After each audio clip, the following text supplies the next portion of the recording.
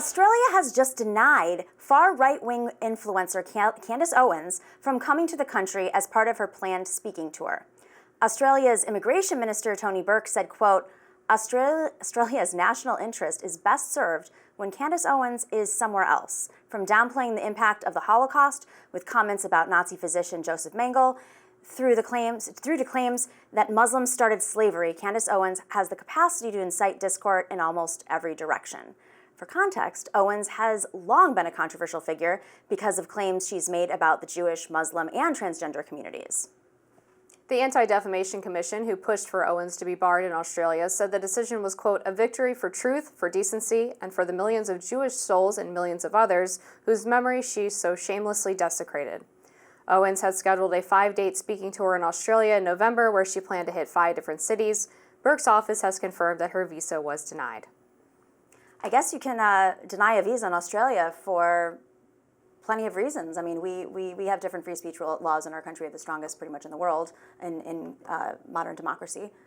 I was actually really surprised by this. Yeah, I mean, she's also not an Australian citizen, so obviously the rules would be able to be applied more broadly, same as we have more latitude in rejecting visas from people that we don't want to come here, although we don't exercise that authority very much. I actually wish we would enforce our borders as strictly as Australia is, but I guess that seems to be a pipe dream as of late. So they have a thing where the visa rejection can be not just failure to meet health requirements, but also character. And it's not just about criminal history, it's potentially in this situation of inciting violence. I mean, Australia does have a pretty large conservative population. This isn't, for folks who aren't familiar, Australia isn't some sort of progressive stronghold in the West. While they do have a progressive side, just like our country, they've had conservative leaders in the past, and I'm actually quite surprised that they would be so bold about this refusal.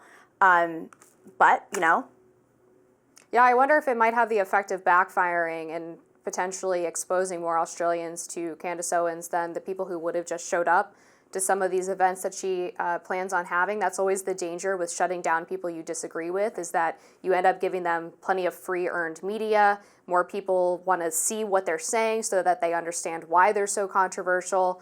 And you end up having the opposite effect of what you intended. So I guess from a wisdom standpoint, is this the best idea if you actually are trying to get people to avoid seeing or hearing anything from Candace Owens? So turns out they have a list of the 5 reasons why visa applications are refused, the 5 most common reasons. Number 1, that you don't have a genuine intention to stay temporarily in Australia. That makes sense. 2, overclaimed points in the points test. I don't know what that is, but I guess they have a points test. 3, don't meet health requirements. And then, bing, ding, ding, ding. Number 4, have provided false or misleading information. And number 5, do not meet the character requirements. So misinformation, disinformation, I mean, she's still out there on the internet. I wonder how they're going to combat that. But it does alternatively show that they're concerned about how extremism is spreading. Of course, it's happening everywhere. It's not just something that happens in the United States in the face of elections. I think that there is a universal understanding that the power of disinformation and extremism, as she said, against hateful extremism against specific groups to gin up, views on the internet, I guess, it's a major concern from the government there. Yeah, and this is not the first time that they've taken a move akin to this.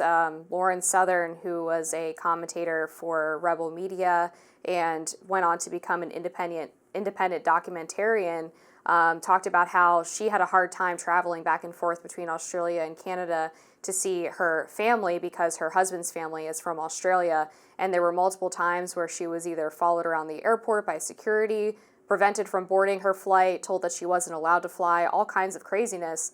And so my concern is if the United States were to have a similar kind of policy, it obviously is very subjective, right? What is misinformation? What is considered to be a defect of character? I mean, I've followed Lauren Southern's work for a long time. It is, I don't think, hateful. The Australian government has claimed that it was. I don't think it's hateful to raise questions about immigration policy.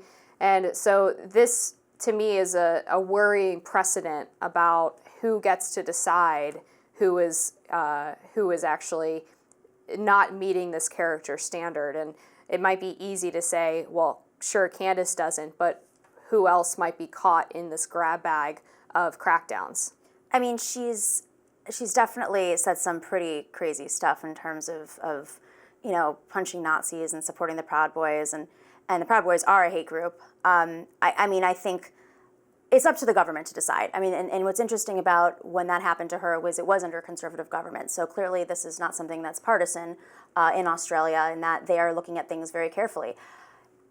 Again, I don't know if it's not taking precedent because we have different free speech laws in this country. Pretty much everything is protected, whether it's really safe or not, and I think it's affecting our democracy. But I do find these stories really interesting in that, we do start to learn a little bit more about how other democracies and republics, discuss speech in their countries, whether it's the UK or France or Australia or Germany right now, which is dealing with a far right rising up again. I mean, Germany has probably some of the strongest laws in terms of reactionary, rightfully so, to World War II, and you're seeing an emerging right in Germany as well, that they can't control the internet. I mean, it's still going to happen. People are still going to find extremism in different places. Maybe it's not in real life. Maybe it's not at events where people can speak anymore, but they can find it, whether the dark web or just right there in the front of the web.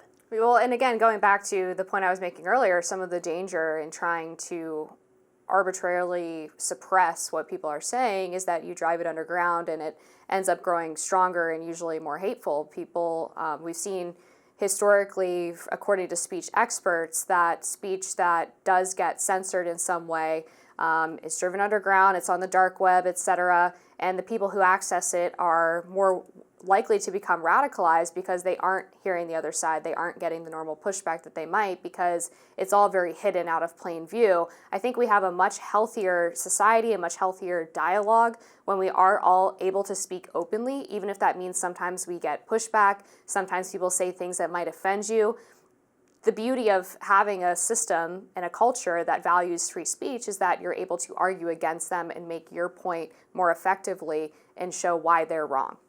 If we were living in a place where our tech platforms were truly democratized, I would say, for the most part, I'm in favor of that. I'm not a free speech absolutist, but I do think that there is, it's very easy to add gas to the fire and really give a boost to extremist language, whether it's from a foreign actor who's trying to cause division on either side, by the way, it's happening on the left as well, or blatantly just the algorithms being skewed in one direction or another. They're very anti-women. They're very they're very racist at this point, and they've been investigated.